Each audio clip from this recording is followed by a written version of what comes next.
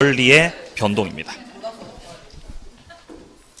자, 일단 02번에 권리 변동 체계라고 돼 있는데 여기서 이제 3단계 권리 변동 체계가 나옵니다. 첫 번째가 법률 사실입니다.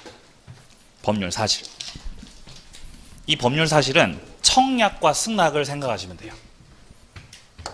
청약과 승낙이 합치가 돼서 계약이 만들어지죠.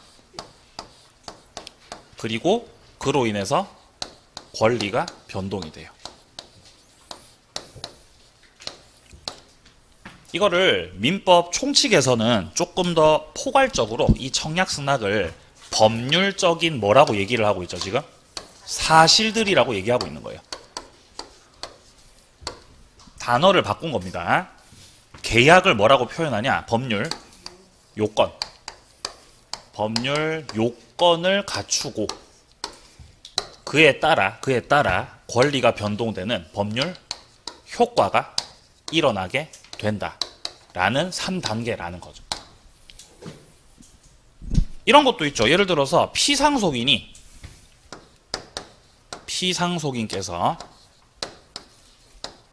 사망하시면, 피상속인이 사망하면 상속이 되죠.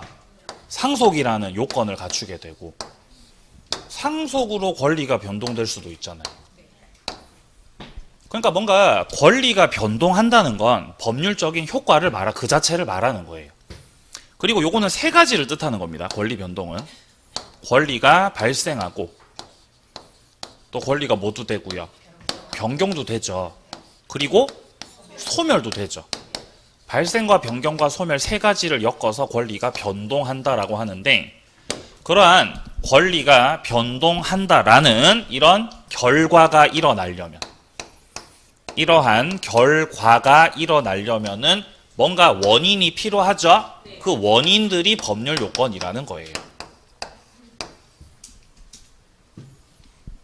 그래서 여기서 이 계약으로 대변되는 법률 요건이 법률 행위죠. 법률 행위. 상속으로 대변되는 법률 요건은 무슨 단어가 있죠? 법률 규정이요. 그래서 법률 효과는 법률 행위를 통해서 효과가 일어날 수도 있고 아니면은 법률 규정을 통해서도 효과가 일어날 수도 있는 거예요. 어쨌든 법률 행위하고 법률 규정 이거를 다 엮어서 요건이다 라고 얘기를 하는 겁니다. 이 중에서 우리가 초반부에서 주목해서 보는 부분은 바로 법률 행위인 거죠. 법률 행위. 자, 일단 동그라미 1번부터 보겠습니다. 권리 변동이 되려면 일단 법률 사실들이 모여야 되고요. 그리고 이를 통해 요건을 갖추고 그에 따라 효과가 일어나는 것입니다. 자, 여기서 동그라미 2번과 3번에 요건과 효과가 나와 있는데 여기서의 요건은 원인입니다. 권리 변동의 원인. 이 원인은 두 가지 갈래가 있어야 법률 행위라는 원인이 있고 법률 규정이라는 원인이 있어요. 법률 행위란 단어가 아직도 생소하시면 매매라고 생각하세요. 매매 계약이요. 법률 행위입니다. 법률 규정이란 단어가 생소한데요. 그럼 상속을 생각하세요. 상속. 자, 여기서 내려갑니다. 03번. 권리의 변동이죠. 권리의 변동하고 같은 말, 법률 효과. 자, 한 번 더. 권리 변동하고 같은 말 뭐? 법률 효과. 이게 세 가지입니다. 발생, 변경, 소멸 말하는 거죠. 자, 첫 번째는요. 권리의 발생입니다. 권리가 발생했다는 건 취득했다는 뜻이에요. 취득.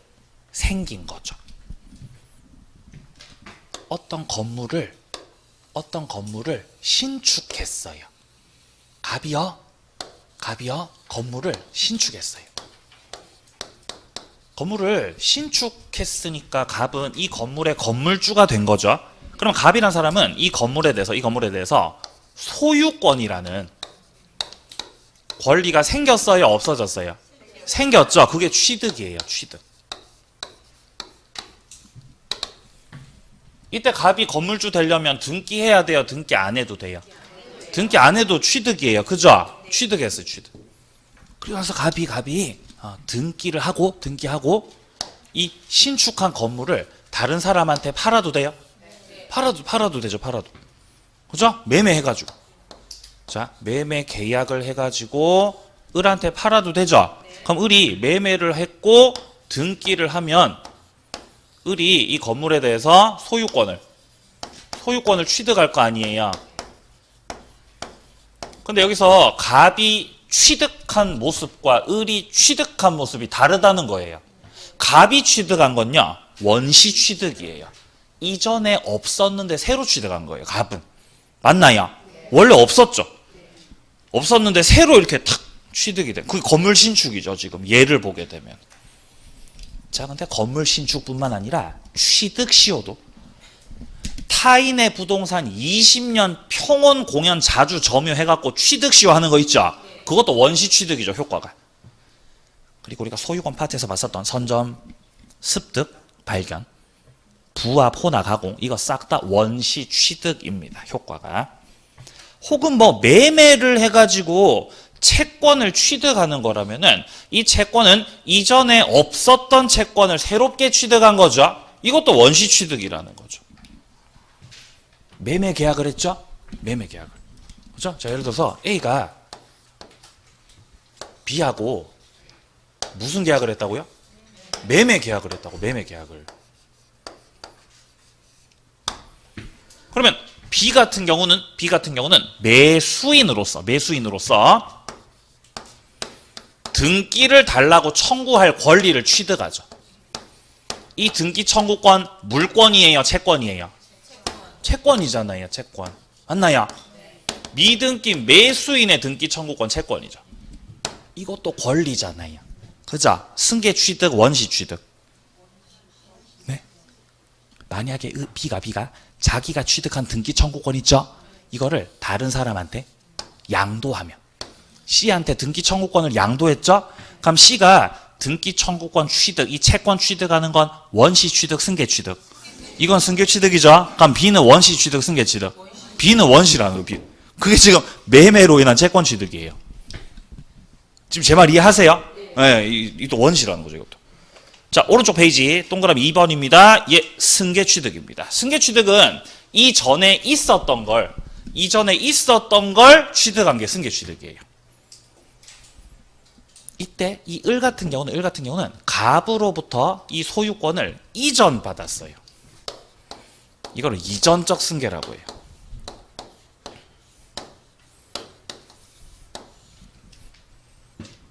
을이 건물의 소유권을 취득한 다음에 을이 이 건물을 갖고 있다가 은행 가서 저당 받아도 되죠? 대출 받아도 되죠? 아니면은 세입자 받을 수 있죠? 그럼 예를 들어서 이 병이 전세권으로 들어왔다고 생각해 보세요. 병이 전세권을 취득했어요. 그럼 이것도 권리 취득된 거죠? 이거 원시 취득, 승계 취득. 원시, 승계.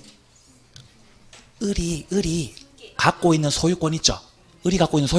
이 소유권이 부동산을 사용하고 수익하고 처분하는 권능이 포함된 게 소유권이죠?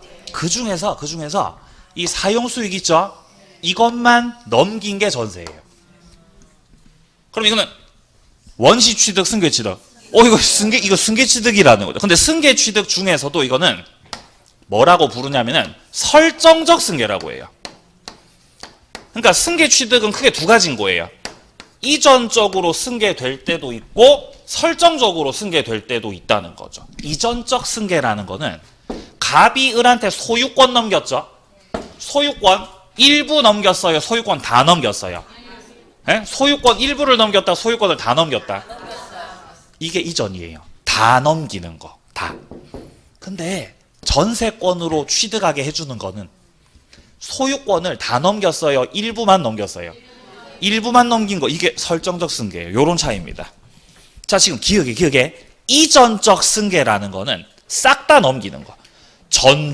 전에 주인이 갖고 있던 권리를 그대로 취득하게 만드는 게 이전적 승계 취득이라는 거죠. 이거랑 비교해가지고 니은의 설정적 승계라는 거는 권능 중 일부를 취득하는 거예요. 만약에 이게 전세권이 아니고 저당권이라고 생각해보면, 자, 병이 만약에 저당권을 취득한 거라면, 저당권을 취득한 거는 원시 취득, 승계 취득. 이것도 승계 취득이거든요. 저당권이라는 거는 갑의 을의 사용 수익 처분의 권능 중에서 뭐만 넘긴 거? 처분의 권능만. 그러니까 이것도 설정적 승계라는 거죠. 그래서 우리가 전세권 설정 계약이라고 말을 하는 거예요. 설정적 승계 취득이라서 그렇죠. 저당권 무슨 계약이라고 해요? 설정 계약이라 그러잖아요. 그죠? 예. 그러니까 우리가 이제 한 2회전을 했기 때문에 이제 이런 말들이 이해가 되는 거잖아요. 그죠? 그러니까 이게 한번 이게 완강을 해줘야 이게 이해가 돼요. 이 법이라는 게. 화이팅. 자, 이때 이전적 승계 같은 경우는 특정 승계, 포괄 승계 있잖아요. 여기서 특정 승계는 소유권을 다 넘기기는 하는데 한 가지 원인으로 넘기는 거예요. 한 가지 원인으로 한 개를 넘기는 게 특정 승계입니다. 그럼 뭐 매매로 넘기든 증여로 넘기든 교환으로 넘기든 한 개 원인으로 권리 한 개를 넘겨요. 근데 포괄 승계는 원인 한 개로 권리가 싹 다 넘어가요. 그게 상속이잖아요. 우리가 상속을 받을 때 피상속인께서 그죠? 여기 갑이 피상속인이셨어요. 피상속인. 이 피상속인께서 집도 갖고 계셨고 땅도 갖고 계셨고 차도 갖고 있었고 채권도 갖고 있었고 그죠? 주식도 갖고 있었고 뭐 기타 등등 재산이 여러 가지 있으실 거 아니에요. 그죠? 뭐 금도 갖고 있고 금도 이렇게. 젠장 부자네. 아무튼. 자, 근데 여기서 돌아가시게 되면은 이 사람이 갖고 있던 재산들이 상속인들한테 넘어가게 되는 거죠. 그러면 상속이라는 원인은 몇 개예요? 원인은 한 개잖아. 상속이라는 원인은 한 개. 그쵸? 근데 이 권리는 한 개가 넘어가요? 다 넘어가요? 싹 다 넘어가요. 이렇게. 그래서 특정 승계, 포괄 승계. 포괄적으로 싹 다 승계된다는 거예요. 이게 포괄 승계예요. 어쨌든 특정 승계든 포괄 승계든 이전되는 건 공통적이에요. 이전되는 건 공통적입니다. 자, 내려갑니다. 권리의 변경으로요. 양과로 2번 권리의 변경. 주체가 변경될 수 있죠. 주체가 변경된다는 건 주인이 바뀌었다는 거예요. 원래 건물주는 갑이었죠. 근데 건물주가 누구로 바뀌었어요? 을로 바뀌었죠. 이게 무슨 변경? 주체 변경이라는 거죠. 주체 변경. 그러니까 이전적 승계든 주체의 변경이든 상황은 똑같은 거죠. 결국에는. 맞나요? 예. 소유권이 을에게 이전적 승계로 넘어갔고 주체는 을로 변경된 겁니다. 2번 내려갑니다. 내용의 변경이라고 하는 것도 있는데 이거는 질적으로 변경될 수도 있고 혹은 양적으로 변경될 수 있습니다. 을이 소유권을 갖고 있다가 여기다가 전세권을 설정해줬죠. 그러면 을이 갖고 있던 사용수익 처분의 권능 중에서 사용수익의 권능을 병한테 넘긴 거죠. 그러면 을의 소유권이 어떻게 돼요? 소유권이 어떻게 돼요? 축소돼요. 축소. 작아지죠. 이렇게. 그죠? 질적으로 양적으로 이렇게 축소된다는 거죠. 나중에 전세 끝나고 나면은 이 사람이 반환해 주겠죠? 그럼 사용수익의 권능이 다시 돌아와요. 그럼 축소됐던 게 뭐가 돼요? 다시 팽창돼. 팽창. 질적으로 양적으로 이런 걸 양적 변경이라 그래요. 그래서 지금 니은에 보시면은 제한물권이 저런 전세권이나 저당권이 설정되거나 소멸되거나 해가지고 소유권이 축소됐다가 팽창됐다가 하는 그 양적 변경이에요. 기역의 질적 변경은 모습을 바꾼 겁니다. 뭐를 바꾼 거? 모습. 이행불능이 되면서 물건 인도 청구권이 뭘로 바뀌었죠 지금? 손해배상 청구권으로 바뀌었죠. 모습이 바뀐 거예요. 이건 질적 변경입니다. 자, 내려갑니다. 3번 작용의 변경. 이거는 저당권의 순위 승진. 이게 가장 대표적입니다. 1번 저당권자가 없어지면 2번이었던 저당권의 순위가 승진되죠? 작용의 변경이고요. 자, 세 번째 밑에 양보로 3번 권리의 소멸입니다. 권리는요, 절대적으로 소멸될 수도 있고 상대적으로 소멸될 수도 있죠. 절대적인 소멸은 완전히 없어지는 겁니다. 지구상에서 완전 없어지기. 목적물 자체가 멸실된다거나 소멸시효가 완성돼가지고 채권이든 물권이든 없어지든 혼동이나 공용징수, 변제로 채권이 없어지든 이런 것들은 완전히 없어지는 겁니다. 이때 소멸시효는요, 시간의 효과로 없어지는 것 말하는 거죠. 소멸시효 몇 년간 방치하면 없어진다는 거예요. 쓰세요. 채권의 경우. 채권의 경우 몇 년 방치하면 없어진다? 10년. 물권은 몇 년 방치하면 없어지죠? 안 걸려. 물권 안 걸리죠. 그죠? 근데 물권 중에서도 용익 물권은 물권 중에서도 용익 물권들만큼은 20년 방치하면 없어져요. 용익 물권에는 뭐뭐 있죠? 지상권, 지역권, 전세권이 있잖아요. 지상권, 지역권, 전세권은 몇 년간 방치하면? 20년 방치하죠? 없어져요. 근데 여기서 전세는 빠져야 된다고 주장하는 분들이 많아요. 어차피 전세는 최장기가 10년인데 어떻게 20년을 방치하냐 이 바보들아 라고 하면서 뺀다고 전세를. 제 말 이해되세요? 근데 그런 것까지 시험에 안 물어보니까. 안 물어보니까 어쨌든 용익 물권은 20년 방치하면 없어진다고 그냥 그렇게 정리하시면 됩니다. 자, 근데 상대적 소멸 같은 경우는 권리가 넘어가서 없어진다는 거죠. 갑이 건물 신축해서 소유권 갖고 있었죠.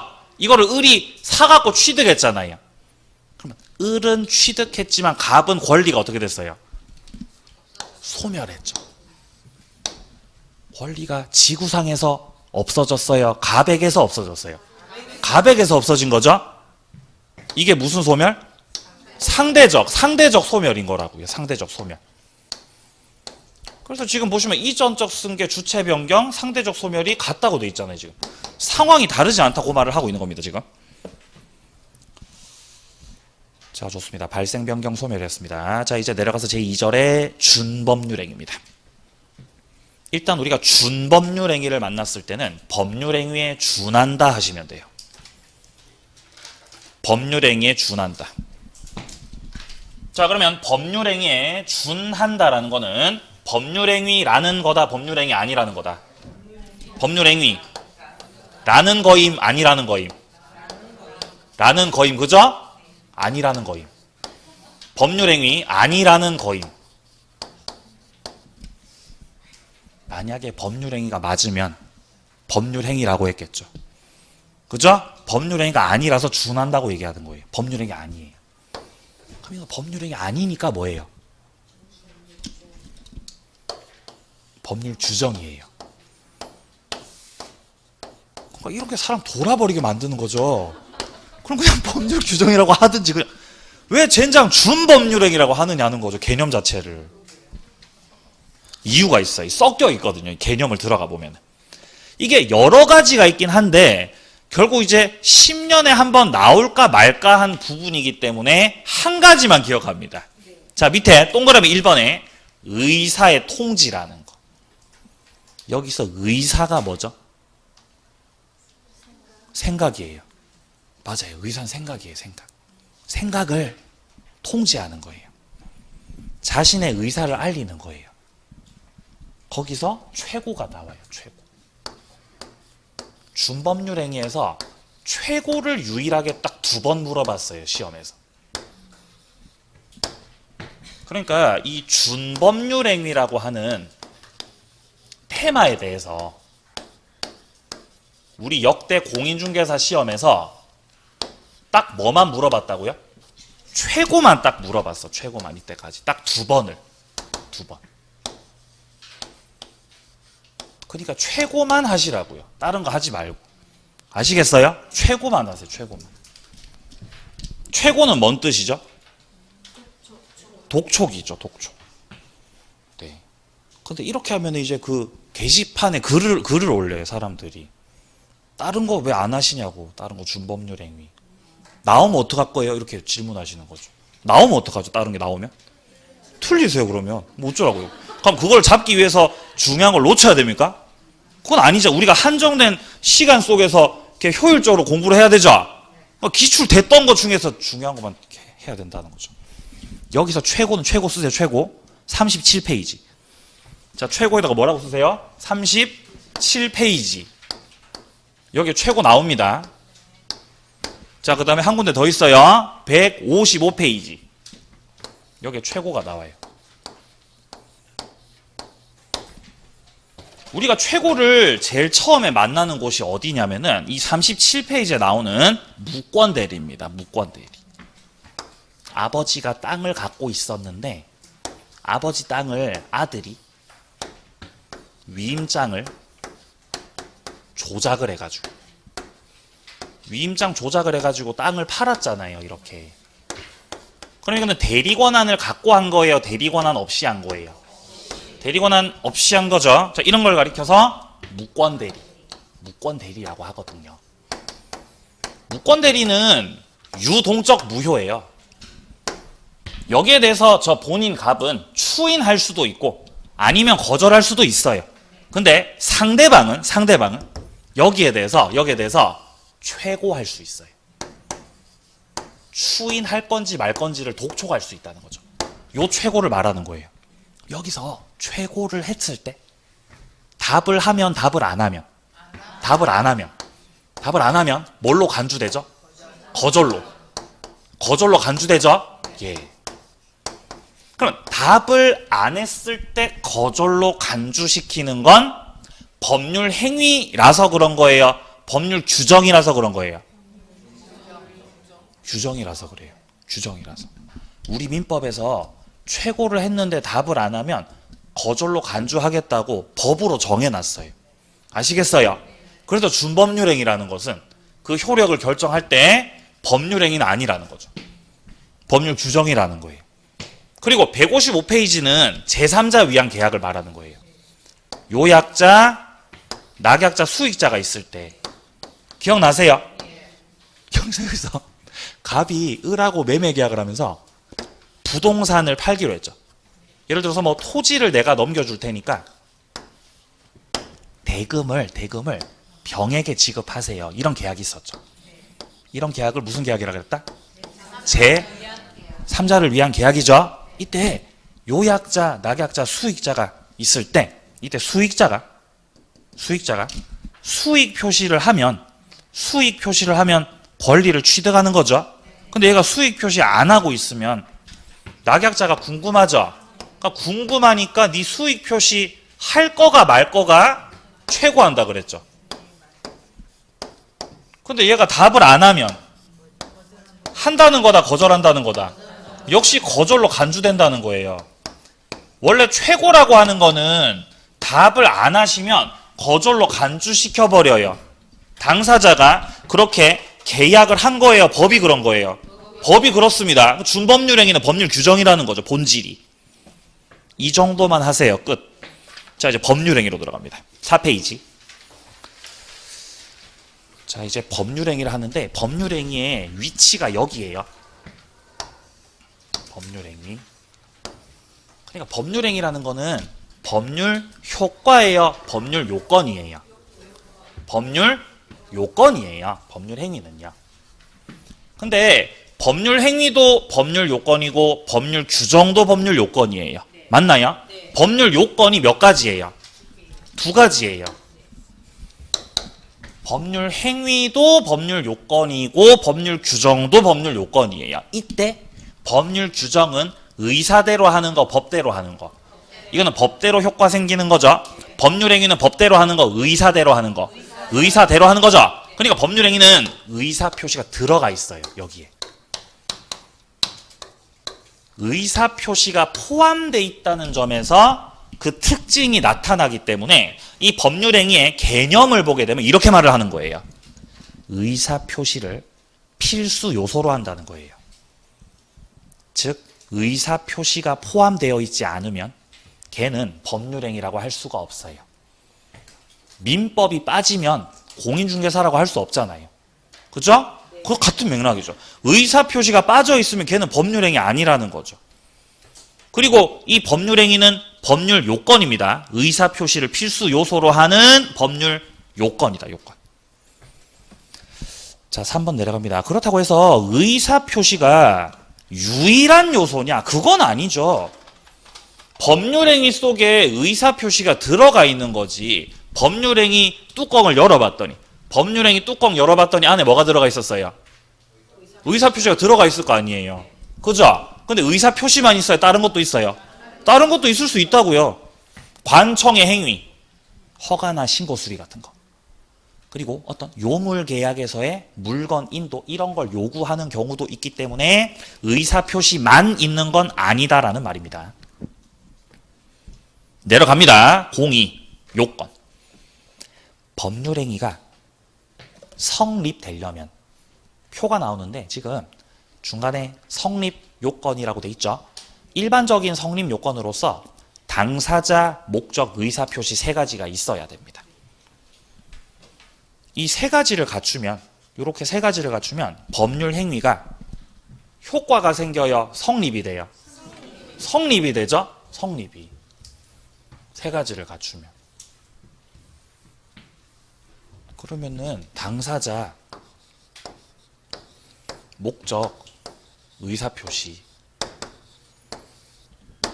이 세 가지 중에서 한 가지가 없으면 이 세 가지 중에서 한 가지가 없어요. 그럼 그거는 뭐예요? 자, 이 세 가지를 갖추면 그걸 뭐라 그래요? 성립. 갖추면 성립이죠?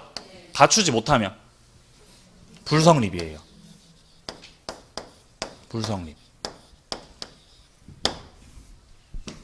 뭐가 불성립? 법률행위가 불성립. 이 세 가지를 갖춰야 뭐가 성립? 법률행위가 성립해요. 법률행위가 태어나요. 당사자, 목적, 의사표시 갖추면. 그리고 성립이 되어 있는 상태에서 당사자에게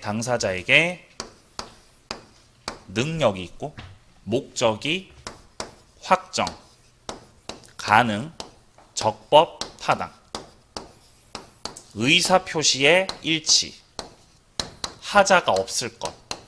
제가 빨강색으로 쓴 거 이것들까지 다 갖추게 되면은 법률행위가 성립이 되어 효력이 발생해요. 효력이. 이것들을 다 갖추면요. 자, 그래서 이것들까지를 싹 다 갖추면 요것들까지를 싹 다 문제없이 다 갖추게 되었다. 여기서 문제가 없었다. 그러면은 효력이 발생합니다. 효력이 발생. 효력이 발생했다는 거는 한마디로 유효가 됐다는 겁니다.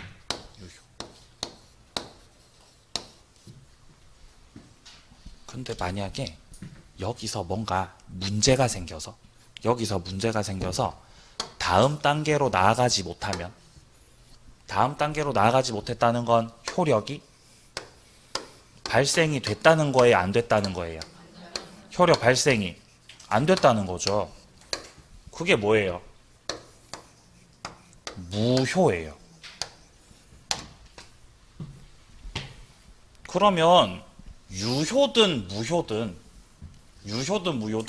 성립은 된 거예요. 자, 한 번 더 말씀드립니다. 유효가 되든 무효가 되든 뭐는 돼 있는 거? 성립은 돼 있는 거. 그러니까 잘생긴 놈이든 못생긴 놈이든 존재는 하고 있다고요. 이해하세요? 잘생겼는지 못생겼는지 판단을 하고 싶어요. 그럼 일단 뭐는 돼 있어야 돼요? 그렇게 얼굴은 있어야죠. 그래야 판단을 할 거 아니냐고. 아예 얼굴 자체가 없어. 아예 얼굴이 없어. 그냥 성립이 안 됐어. 이거는 유효 무효 판단이 불가합니다. 이거는 이해하세요? 그러니까 이 무효라는 개념하고 불성립이라는 개념은 완전 하늘과 땅 차이라는 거죠. 하늘과 땅 차이. 할아버지가 어떤 여자한테 같이 살면, 나랑 동거하면 내가 아파트 준다고. 아파트를 네 명의로 해줄게 라고 했어요. 그럼 이건 법률행위 성립한 거, 성립 안 한 거? 성립 안 한 거죠. 법률행위 성립되려면은 합의가 돼야 돼. 합의가. 이 사람이 승낙했어, 승낙 안 했어? 승낙 안 했죠. 할아버지가 뭐만 했어요? 청약만. 지금 청약만 하신 거예요. 할아버지가. 승낙했어, 승낙 안 했어? 승낙 안 했잖아요. 그러니까 유효해요, 무효해요? 현재 상태 유효해요, 무효해요? 불성립이에요. 현재 상태가 불성립이라. 불성립. 무효 아니죠, 이거? 불성립. 만약에 여기서 승낙을 한다면, 만약 여기에 대해서 승낙을 했다면, 이러면 유효해요, 무효해요? 무효긴 한데 일단 성립이 되는 거 안 되는 거? 성립이 되죠? 합치된 거 안 된 거? 의사표시 합치됐죠? 이러면 성립이에요, 성립. 근데 그 효력이 뭐죠? 무효예요. 왜 무효예요? 반사회적이에요. 법률행위가 성립됐을 때, 계약이 만들어졌을 때, 그 계약이 유효가 되려면은 그 목적이 확정 가능, 그리고 적법하고 타당해야 되거든요. 근데 이런 식으로 이런 더러운 첩계약을 하시면, 이런 더러운 첩계약을 하게 되면은 이 첩계약이라는 거는 이 타당해요, 타당하지 않아요? 이 타당하지가 않아요. 이 타당하지가 이게. 가능은 합니까? 가능한 거예요? 가능은 하겠죠. 그죠? 더럽긴 하지만. 확정시켰습니까? 내용을. 확정시켰죠. 근데 타당해요, 타당하지 않아요? 타당하지 않다고. 여기서 걸리죠? 그럼 바로 무효로 꼬꾸라진다는 거죠. 꼬꾸라져. 그러니까 여기서 문제없이 무사히 통과하면 유효가 될 것이고, 뭔가 문제가 생겼다? 무효가 돼버린다는 거죠. 이렇게. 아니면 만약에 뭐 계약을 하는데 이 할아버지께서 만약에 의사 무능력자였던 거죠. 할아버지가 치매로 가셨던 거죠. 그럼 의사 능력 없는 상태예요. 의사 능력 없는 사람이 계약을 하죠? 무효로 처리돼 버려요. 그럼 이건 뭐가 없는 거죠? 능력이 없는 거예요. 그럼 뭐가 돼요? 무효돼 버린다는 거. 구조가 이렇게 돼 있다는 거죠. 자, 그래서 지금 성립 요건에서 그 효력이 생기기 위해서는 당사자가 세 가지 능력이 있어야 되죠. 권리 능력, 그리고 의사 능력과 행위 능력을 말하는 겁니다. 자, 목적 부분의 확과 적타 확인하시고요. 확정, 가능, 적법, 타당, 그리고 의사 표시 일치, 그리고 하자가 없어야 됩니다. 자, 이런 것들은 일반적인 효력 요건인데, 그 밑에 칸에 보시면은 특별 요건이라고 하는 부분 있죠. 여기서는 효력 요건이 좀 특별해요. 첫째, 대리행위에서 이 대리행위가 유권 대리로 유효되려면 대리권 있어야 돼? 대리권 없어도 돼? 있어야 해요. 두 번째, 토지거래 허가구역에서 계약을 했을 때 그 계약 유효되려면 허가가 떨어져야 돼요. 그러니까 허가 자체가 특별한 효력 요건이라는 겁니다, 지금. 자, 세 번째, 조건부 법률행위에서는 조건 성취가 돼야 비로소 그로 인해 효력이 생기고, 네 번째, 기한은 도래가 됐을 때입니다.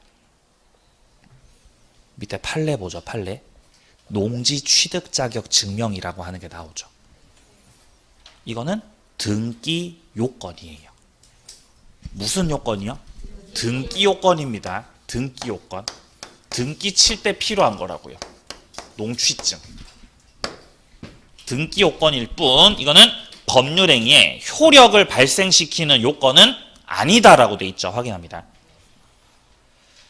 자, 밑에 법률행위 종류로 내려갑니다. 자, 법률행위는 의사표시 숫자에 따라서 단독행위가 있을 수도 있고 계약이 될 수도 있습니다. 자, 의사표시가 한 개밖에 없으면 단독행위입니다. 단독행위는 상대방이 없는 것도 있고요. 상대방이 있는 것도 있어요. 상대방 없는 거 외우라 그랬죠? 유제포. 유제포 보이죠? 유언 유증. 재단법인 설립. 소유권 포기. 자, 이때 소유권 포기하는 건 상대방이 있어요, 상대방이 없어요? 상대방이 없어요. 소유권을 포기하는 거 있죠? 소유권을 포기하는 거는 상대방 없는 단독 행위예요.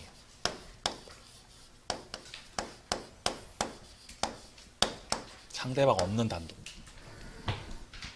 왜냐면 소유권은 내가 갖고 있는 거잖아요. 내가 갖고 있는 걸 쓰레기통에다가 버리는 거죠? 상대방이 없어요. 그러니까 혼자서 하시는 거죠. 완전히, 완벽하게. 근데 소유권 포기 말고 제한 물권을 포기해요. 제한 물권, 예를 들어서 전세권을 포기할 거예요. 그럼 혼자서 포기하는 거 아니에요. 반대편에 설정자 계세요. 주인 계시죠? 그러니까 제한 물권 포기하는 건 상대방이 있어요. 이거는. 이 구별하셔야 됩니다. 이거. 상대방 있는 단독행위. 한 가지 더, 공유 지분을 포기하는 것도. 공유자가 지분을 포기하면 그 자가 갖고 있던 지분이 어디로 가요? 다른 공유자들한테 가죠? 그럼 상대방이 있어요, 없어요? 있는 거예요. 이것도. 그러니까 상대방 없는 건 뭐를 포기하는 거? 소유권을 포기하는 게 상대방 없는 거예요. 없는 거. 네. 그렇고 맨날 이렇게 유제포로 외우셨던 거죠. 유제포로 암기를 하셨던 거예요. 근데 시험에서 공유지분 포기가 나왔던 거예요. 포네, 포? 상대방 없네? 그러면 틀리는 거예요. 그러면 안 되는 거예요. 그러면 안 되죠? 그러니까 외울 때 외우더라도 좀 파악을 하고 나서 외우시라고요. 그냥 무작배기로 외우지 마시고요.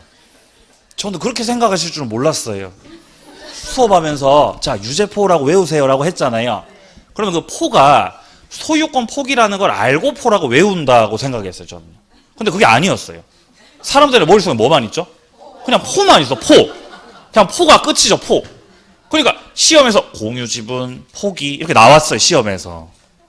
재작년에. 상대방 없다고 했던 거죠.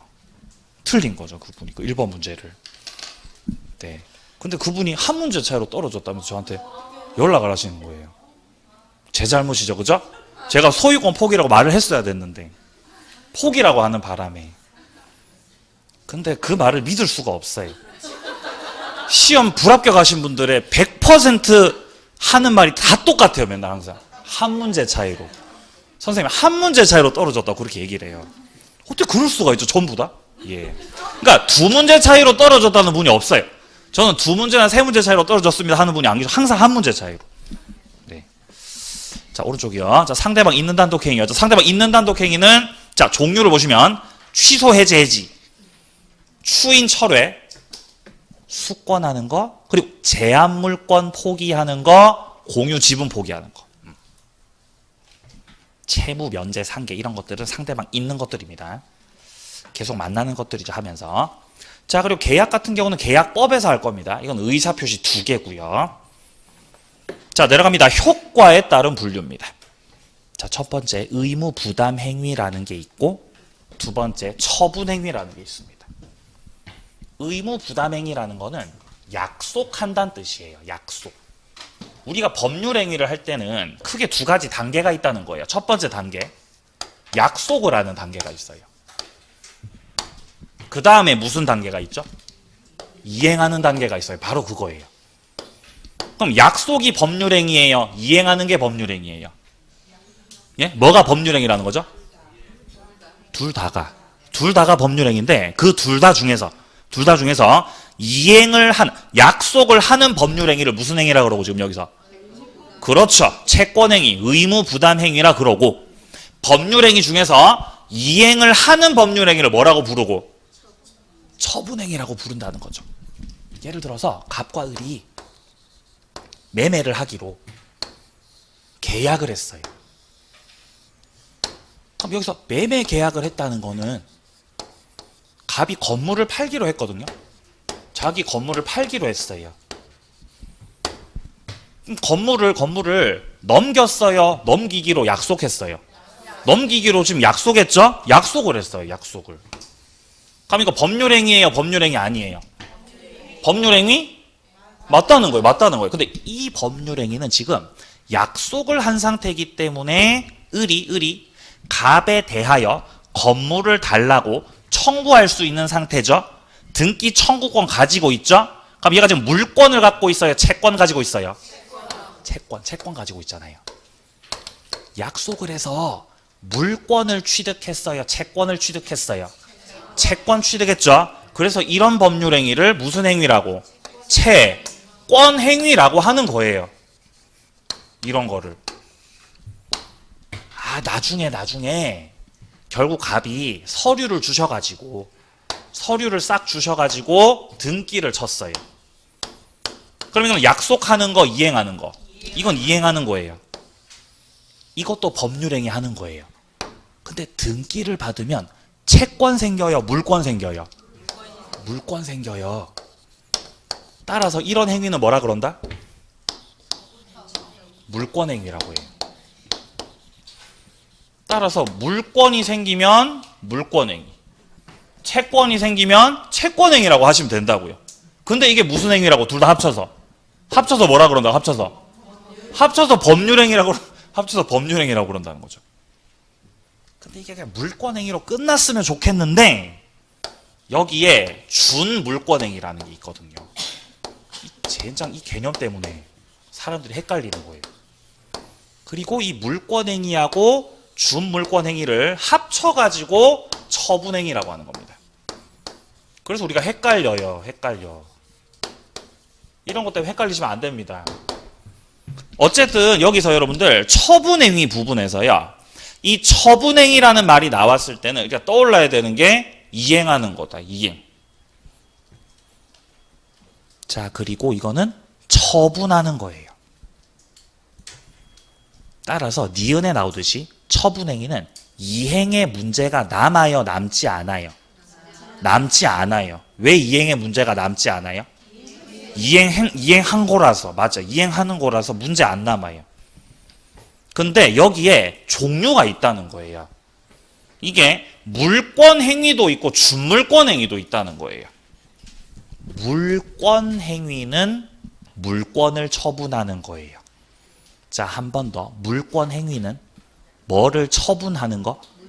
물권을 처분하는 거예요. 그래서 물권을 양도하거나 물권을 포기해버리거나 제한물권 설정하거나 이런 것들은 물권 행위이고 처분 행위인 겁니다.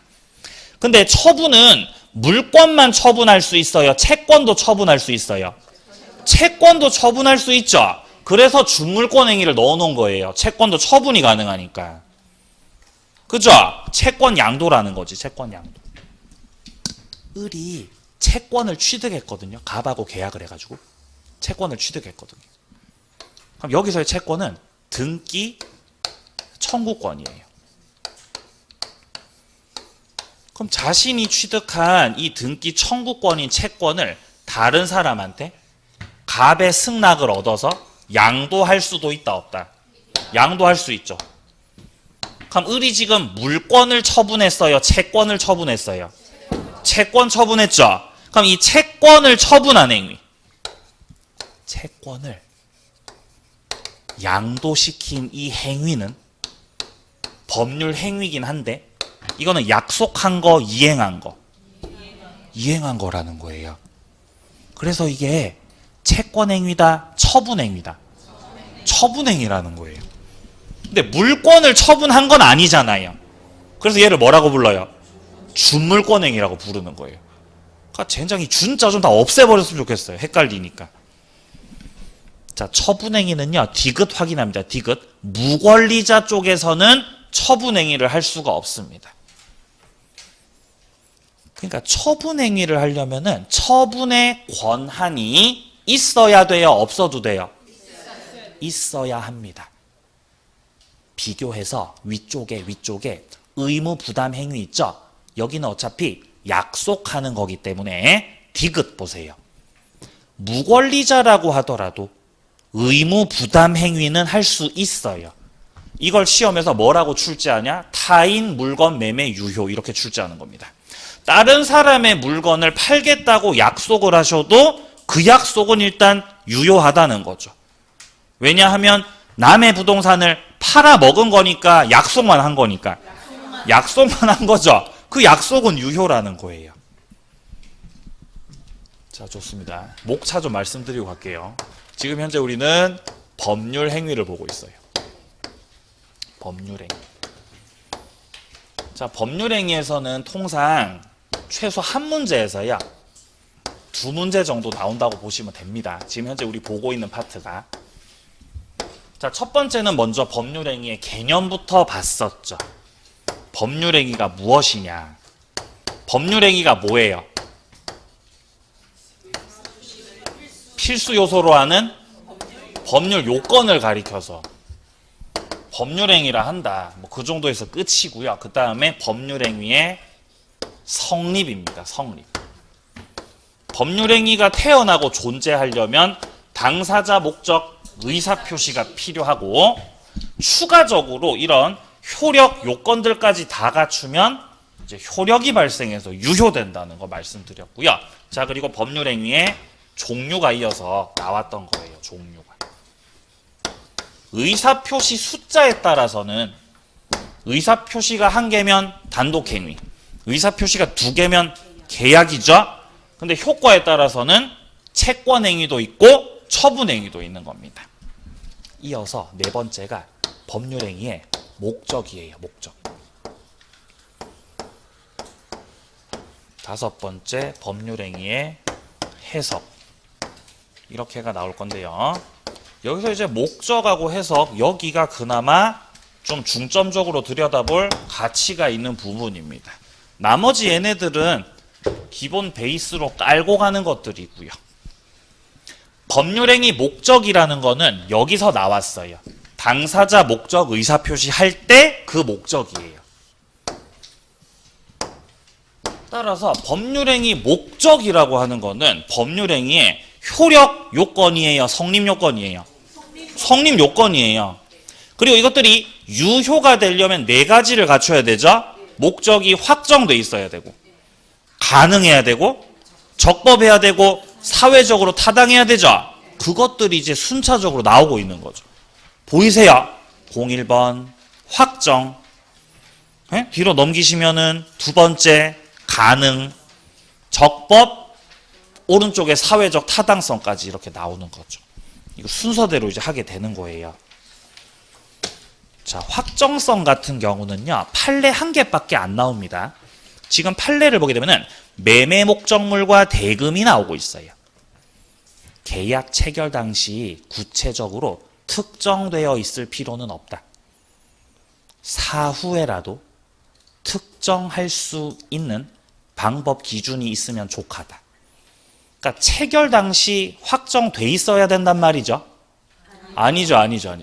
체결 당시 확정돼 있지 않아도 무방하다는 말이죠, 지금. 그죠? 나중에 확정시켜도 돼요. 그 말입니다. 이것밖에 안 물어봐요, 시험에서. 다음 페이지. 자, 두 번째는 가능성인데, 이 가능성과 관련해 가지고는 그 반대말 불능이요. 우리가 계약법에서 열심히 살펴봤었던 불능의 체계가 여기서 나오고 있는 겁니다. 자, 불능은 이행 자체가 불가능하다는 건데, 이거는 크게 원시적 불능도 있고 후발적 불능도 있죠. 첫째, 원시적 불능은 무효라고 해야 됩니다. 일단 처음부터 불능 상태. 자, 여기서 분류를 보세요. 분류. 기억에 원시적 전부 불능이라고 돼 있죠. 이러면 100% 무효예요.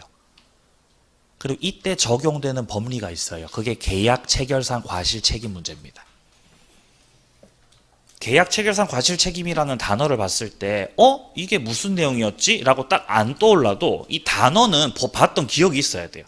이 단어는 본 적 있죠? 예. 자, 니은입니다. 원시적 일부 불능. 전부가 불능이 아니라 일부가 불가능하다는 건 수량이 부족하다는 거고, 여기서 담보 책임 나오죠. 담보 책임. 나중에 계약법에서 볼 겁니다. 자, 그리고 후발적 불능은 무효가 아닙니다. 이거는 유효인데 여기서 이제 문제 해결하려면 분류로 내려갑니다. 채무자인데 귀책 사유 있는지 없는지에 따라 달라지는 거죠. 채무자 당신 잘못으로 인해서 불능됐다. 여기서 채무자는 매도인을 생각하시면 되죠.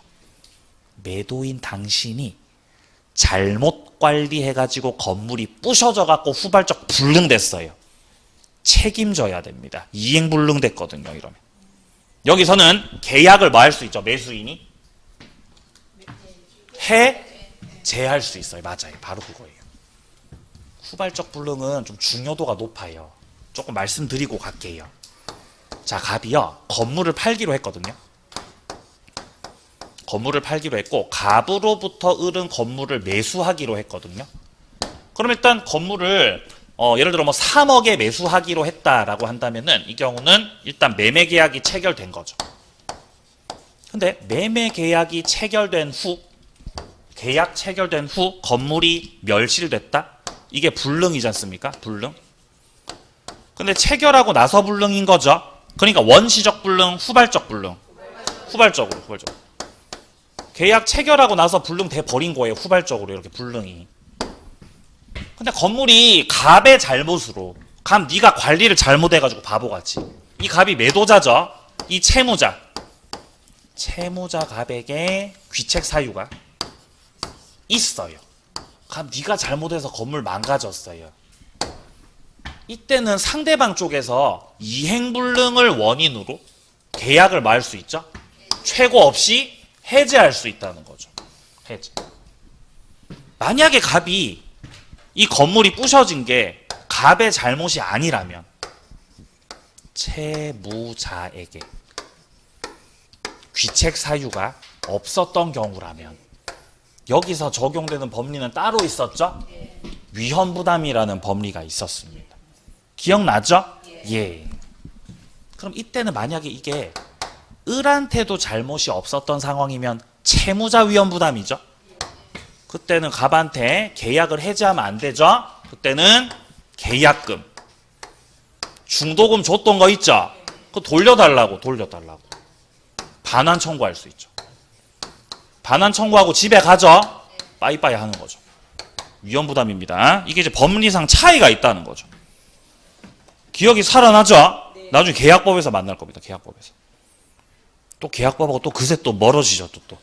그죠? 또 계약 총론하고 멀어지셨죠, 또.